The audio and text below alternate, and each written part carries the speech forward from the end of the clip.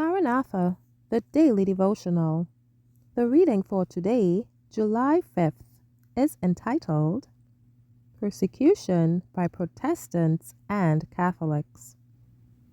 Matthew 10:22. Ye shall be hated of all men for my name's sake, but he that endureth to the end shall be saved.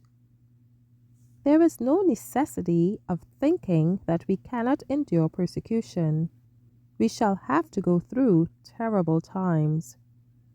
The persecutions of Protestants by Romanism, by which the religion of Jesus Christ was almost annihilated, will be more than rivaled when Protestantism and Popery are combined.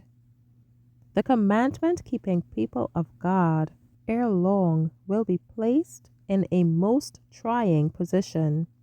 But all those who have walked in the light and diffused the light will realize that God interposes in their behalf. When everything looks most forbidding, then the Lord will reveal his power to his faithful ones. When the nation for which God has worked in such a marvelous manner, and over which he has spread the shield of omnipotence, abandons Protestant principles, and through its legislature gives countenance and support to Romanism in limiting religious liberty, then God will work in his own power for his people that are true. The tyranny of Rome will be exercised, but Christ is our refuge. When the leading churches of the United States, uniting upon such points of doctrine as are held by them in common, shall influence the state to enforce their decrees and to sustain their institutions, then Protestant America will have formed an image to the Roman hierarchy, and the infliction of civil penalties upon dissenters will inevitably result.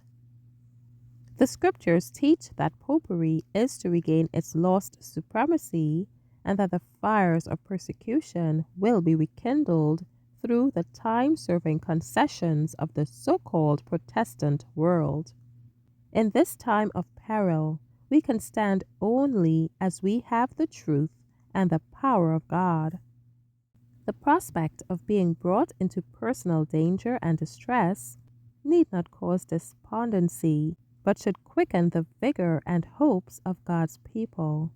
For the time of their peril is the season for God to grant them clearer manifestations of his power. Thank you for listening.